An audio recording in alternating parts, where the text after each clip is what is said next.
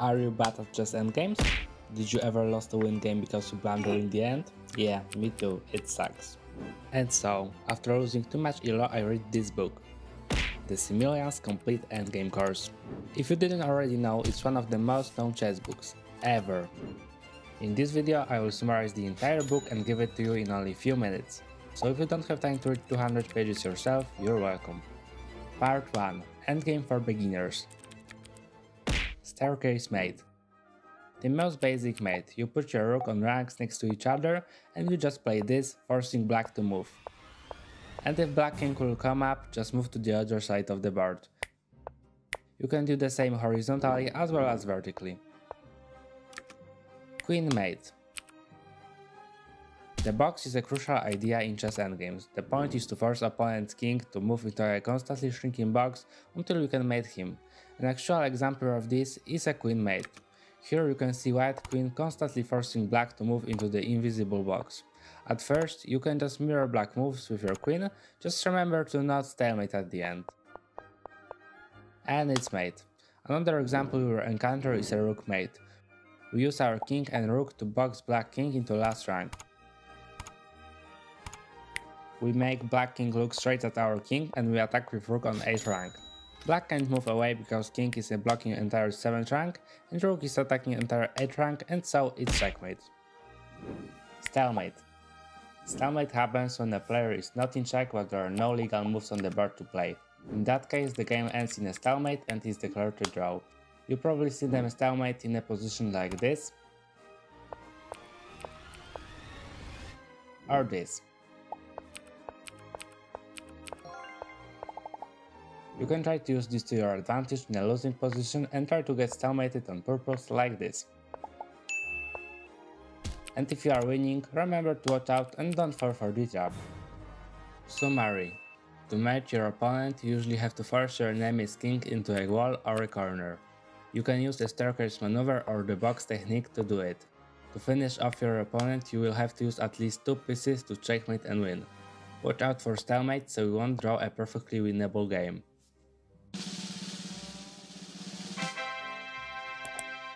Quiz time. Test number 1. Find mate in 4.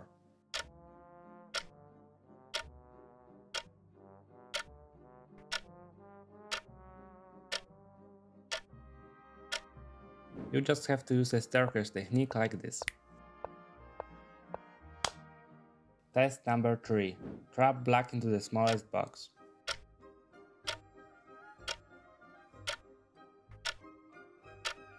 If you answered rook e4, you are right, it's a pretty obvious answer.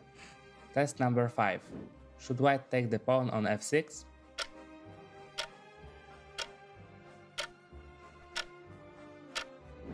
If you took the pawn, you are sadly mistaken. After taking the pawn, black is put in a stalemate, and so the game is declared to draw. Test number 6. Find a mate in 1.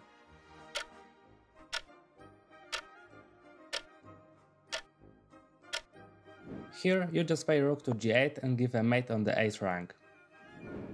Part 2. Endgames for class E. What can and can't mate? If you are above 1000 elo, it's probably a good idea to know if you can or can't mate your opponent's king. So with what can you mate? If you have either a queen, a rook, 2 bishops, bishop and a knight, you can mate. And if you have a pawn, a single bishop, a knight, or even 2 knights, you can, and the game ends up in a draw.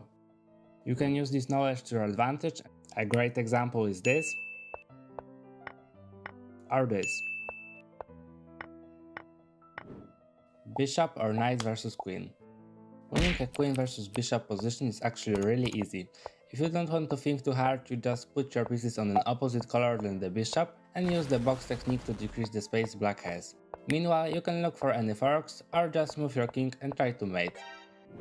On the other hand, playing a queen versus knight position is just a pain in the ass. You still try to box your opponent into a corner, but meanwhile, you need to constantly avoid getting forked and not get constantly checked. There isn't really an easy way, you just have to slowly build pressure and don't get forked. Understanding the king. Lower rated players tend to associate king as just an annoyance that needs to be defended. but in the end phase of the game, the king is a crucial piece. Here you can see one of the most important endgame tactics, the opposition. Here, whoever moves loses the opposition, and so after black moves, white can either block or attack and go further, while black can do anything. Obviously, it's just a hypothetical scenario because there aren't any more pieces on the board, so it's a draw. This is more of a real scenario. It's black to move. If you didn't already notice, the game ends in a draw. Here, for black to draw, you just need to follow these rules. If you are forced to move like here, just move back. Stare into your opponent's king's eyes. If you can move in front of a pawn, do it. And never let your opponent's king step in front of its pawn. Rook pawn. Usually the pawn being a rook pawn would mean there is an exception, and there is one. In this scenario, if the black king will manage to get in front of the pawn, it's a certain draw. It happens because the king is on the edge of the board and so can be forced to move to this side. This creates a lot more stalemate possibilities that make it a dead draw. Summary. Two knights versus one king is a draw. Queen versus bishop or queen versus knight is an easy win for the queen. The king is a crucial and must be used in the endgame. The opposition is a very important tactic that allows one king to dominate the other one. Rook pawns are easier for the defender to draw most of the time. Quiz time. Test number 1. Does white have anything to worry about?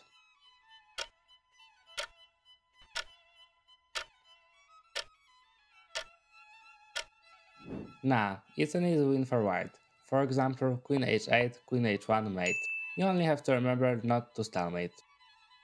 Test number 2. Is king f3 a good move?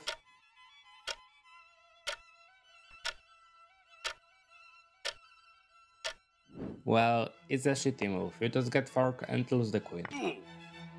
Test number 3. Where should black move?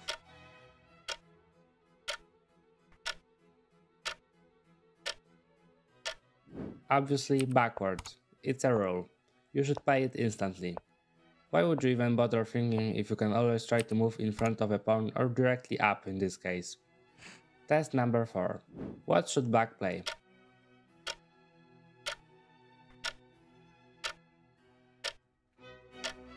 It doesn't really matter. Although you should instantly play king backwards, in this position you can't really go wrong. Nothing much to say. You would need to be mentally challenged to lose this. Test number 5. Can white win?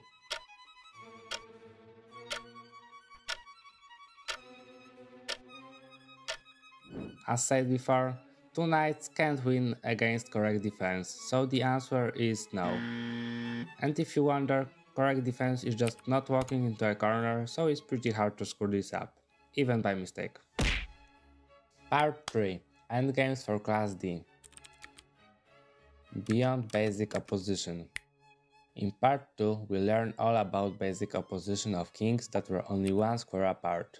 This begs a question. Does opposition exist if the kings are more than one square apart? The answer is a resounding yes. In fact, opposition exists from a distance on diagonals, and even if the kings don't connect at all. To easily tell who has opposition, you just have to count the squares between and know whose move is it. Here the distance is 6, so it's even and it's white to play. The rule states that whoever moves with an odd number of squares between kings does not have opposition, so here white holds opposition.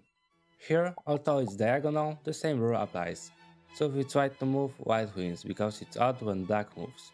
If you don't have direct opposition like before, you can still find it. The idea is simple. You want to create a rectangle in which each corner is the same color with the other guy to move.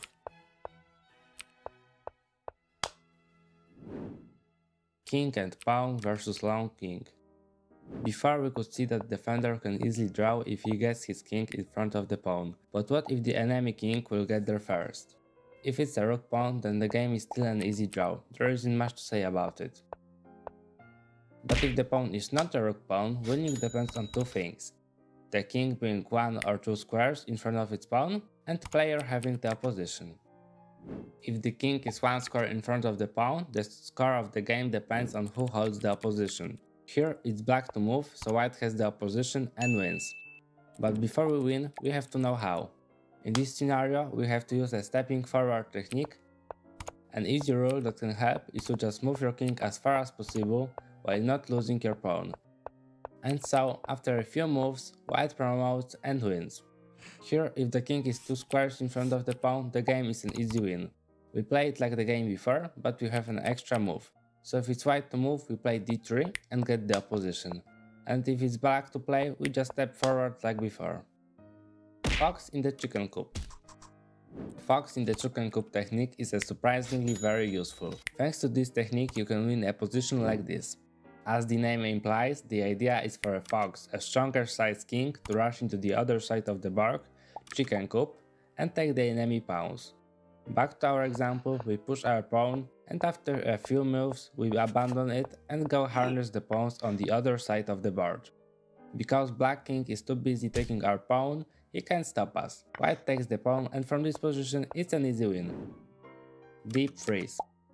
Deep freeze happens when a pawn blocks multiple pawns from moving single-handedly. A great example is here. As you can see in this position, after white blunders and plays g4, black immediately sees it and plays g5, deep freezing both of his pawns. Before, the material was even and the game was a draw, but now, surprisingly, the game is a win for black. White pawns are basically useless because both are frozen. The only thing white can do is move his king endlessly. Black uses it for his advantage and uses the chicken coop technique mentioned before and easily wins both pawns. From here on, it's an easy mate for black. Minor piece versus a lone pawn. In a position where a minor piece, so a bishop or a knight, faces a lone pawn, any winning chance depends on the pawn. It can make no sense at first because a bishop is stronger than a pawn, but in this scenario the minor piece can't checkmate the opponent while the pawn has the potential to promote and win the game. That's why you may hear the pawn being called a baby queen. In a bishop versus a lone pawn, the endgame is usually an easy draw, since the bishop can just take the pawn or just constantly camp the promoting squares. Meanwhile, a knight versus a lone pawn is a little bit more complicated. The knight can't move to the other side of the board in one move, but it can usually stop an enemy pawn if it's close enough and can maintain control over the square in front of it. In this position, the game is drawn no matter whose turn it is. Let's say it's white to move. The idea is pretty easy. Just hop between threatening the pawn advancing and blocking it, meanwhile black tries to vainly take the knight. But it isn't always so easy. In this position, if it's black to play, white loses. Why? The knight is simply too far away. Black advances his pawn, moves away, and the pawn can't be stopped. But fortunately, in the same scenario, if white's king is actually in the game and not just AFK, white can easily draw the game. Rook versus a lone pawn. Unlike bishop or a knight, a rook can checkmate, and so the game can actually be won. But not always. In this endgame, the game is a draw. Why? Because black king is AFK and the rook is also doing nothing. Meanwhile, white is already far away and into its journey. And so, black just sacrifices his rook and calls it a draw. On the other hand, in this position, it's a win for black. The rule of the thumb is that a pawn on the 5th rank and a king trapped on the 3rd rank is always a win for the rook. Knowing this, black plays rook to b4, blocking the king, and waits for the pawn to move. Black attacks the pawn, the king can't help because he is too far away, so white's only option is to defend the pawn by moving in further. Black plays g6, and the pawn is already lost. And here also the rook side wins, and that's because the king is actually in the game and actually does something. Black tries to advance the pawn, but it doesn't matter. White just moves his king into the game, black is forced to waste moves on defending the pawn, and so white catches on and rook takes. Summary. To tell who holds a position, count squares between kings. You want an odd number with the other guy to move. Rook pawns are exceptions to all the endgame rules.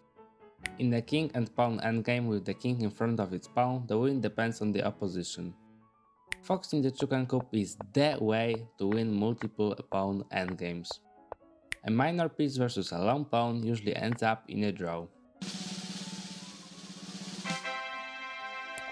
Quiz time. Test number 1. Is white winning?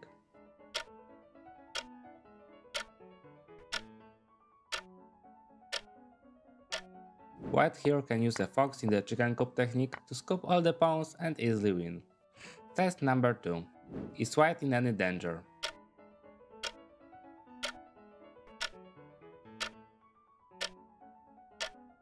If you answer no, you are right.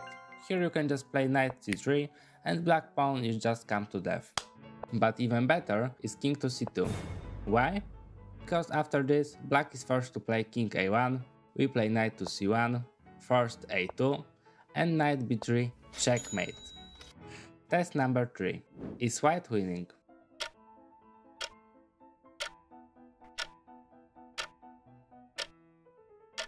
It's a tricky one. Depends who holds the opposition, so whoever has the move fails. Test number 4. Is white winning?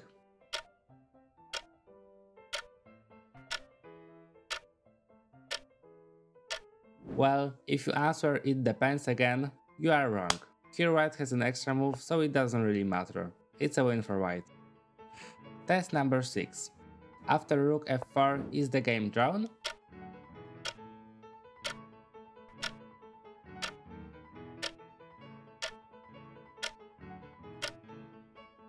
I know, you said yes because rook takes rook, king takes, and black plays... Oh, black played king g5. You are forced to take, black holds the position, and you lost. Test number 7. Is white doomed?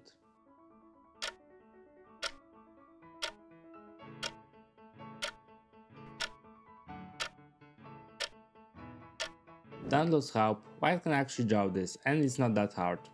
Here you have to take the pawn on f2 and immediately rush with your king to the other side.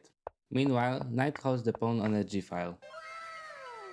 Well, it was a lot of material.